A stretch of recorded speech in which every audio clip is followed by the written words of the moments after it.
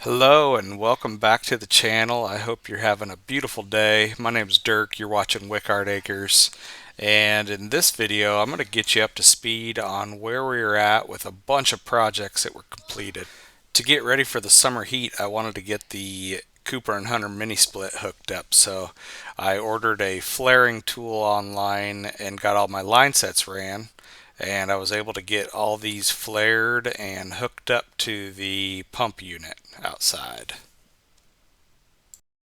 This was the first time I'd ever tackled a project like this, but luckily I have an HVAC professional in the family, and I was able to ask him a bunch of questions and watch a bunch of YouTube videos on how to do it, and it ended up working out great.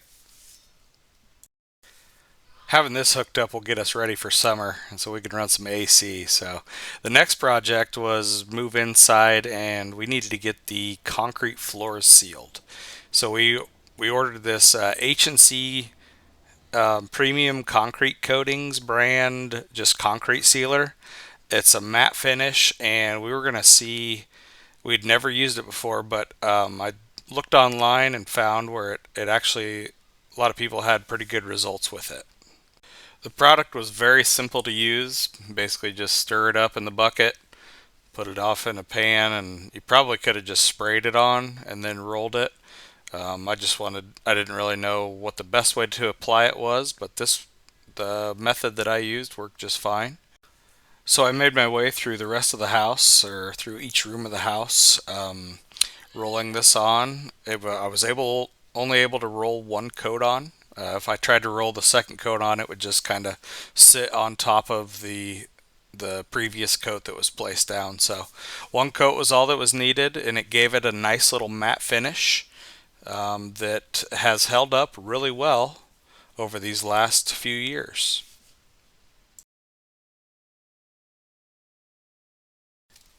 Now that the floors were all sealed, the next step was we could start working on getting the trim put up. And I ordered this Metabo 18 gauge cordless brad nailer for it, and it made quick work of attaching this trim. It was so nice not have to pull in a air compressor and use my air tool. So highly recommend the Metabo 18 gauge brad nailer. I was using 2-inch brads on it. Here you can see we got our bed moved in while we were trying to shoot on trim back behind it to make it a little easier. But we were really excited to get moved in at this point and be actually living out here because, as you saw in the last video, we were still renting a house in town, spending $1,000 a month, and we were kind of done paying for all that. So uh, we sped up getting moved in as fast as we could so we could start saving that extra $1,000 a month. Next, we started working on setting up our Frigidaire column style fridge and freezer. These come as two standalone units, but will eventually look like one unit when we're all said and done with it. Next, it was time to set up our couch, and this was the day I was so excited for. I could not believe the day had finally come where I may be able to sit down and actually relax on a couch. It had been a long time of lot of long nights working out here leading up to this point, so I was so extremely looking forward to this. Productivity plummeted once this couch was installed this evening, and I just took the rest of this evening to kind of sit back and relax and gather my bearings on how far we'd come with this whole project. The rest didn't last long, though. Brandy cracked the whip and told me I needed to get to work. So I went out, and the next thing I worked on was getting these garage door openers installed on the garage door.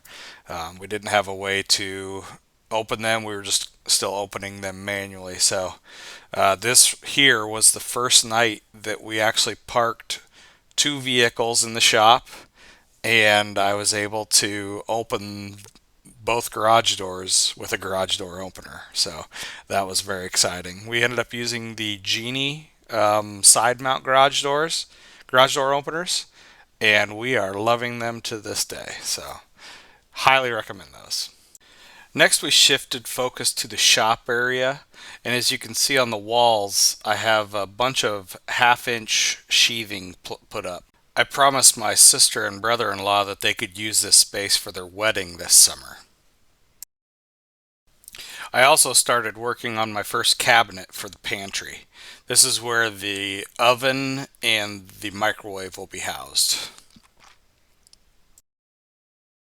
But before I could go on full cabinet making mode, we needed to pay Brandy's cousin Luke a visit down in Branson, Missouri.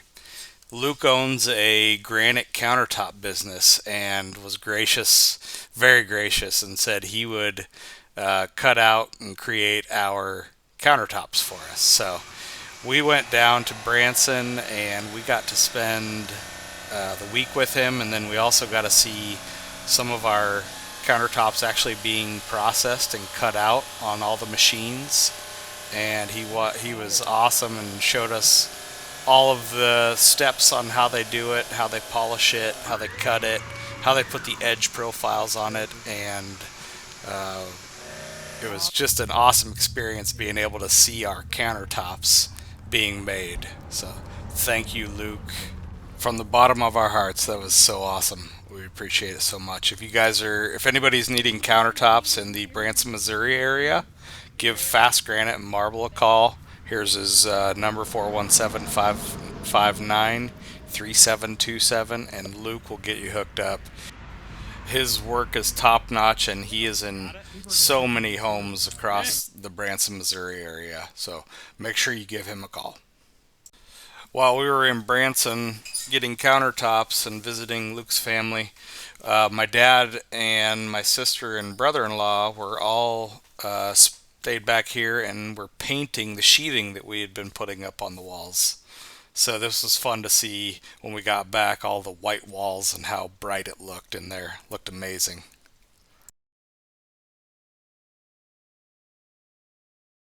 Because these are 12-foot tall ceilings, to cover up these seams in between the two sheets of plywood, I just went over the top of it with this kind of a trim board to hide that open area, and that worked out really good. Next project on the list, now that I had the countertops in house, was to create all of my base cabinets. And I was able to DIY all of these and save myself a ton of money.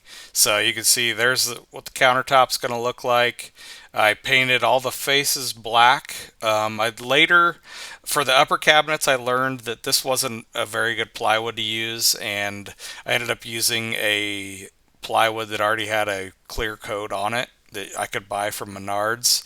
But I learned from these base cabinets, and uh, everything ended up working out really good. I had to paint everything, and on the other ones I was able to use a black iron-on edge banding, and that saved me so much time. And the final product was honestly a lot better.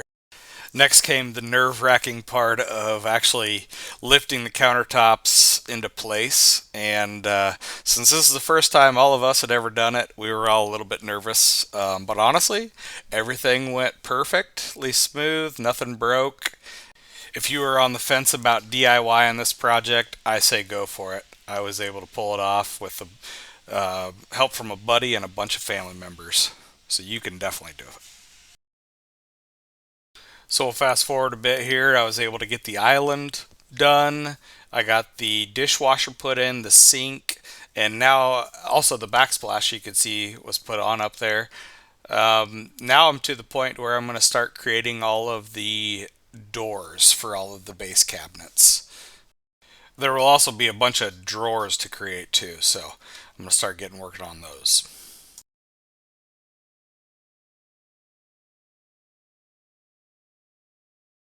Door assembly was pretty straightforward. I used my Festool domino to domino everything together. They're just a shaker style, half-inch plywood for the inset, and then 3/4 inch pine for the outset for the rails and stiles.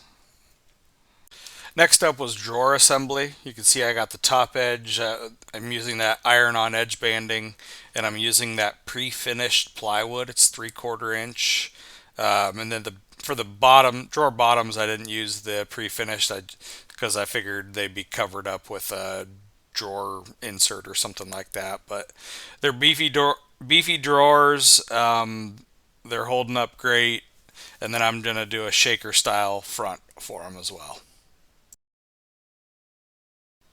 Next up was getting all of the doors dry fit and making sure all the hinges were going to work and all my measurements were correct. And luckily everything turned out. And then the next step will be painting these and getting a finish coat on them. Here I am dry fitting the first drawer, and you can see it's a big drawer. This will be 3, I think, in this island on these 2 center openings here.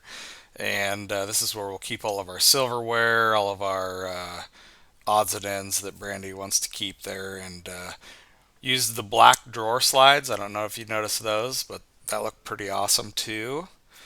And here I'm pushing it in, struggling with it at first, but it eventually goes in and works out perfectly. So I was happy my measurements were correct and everything works smoothly.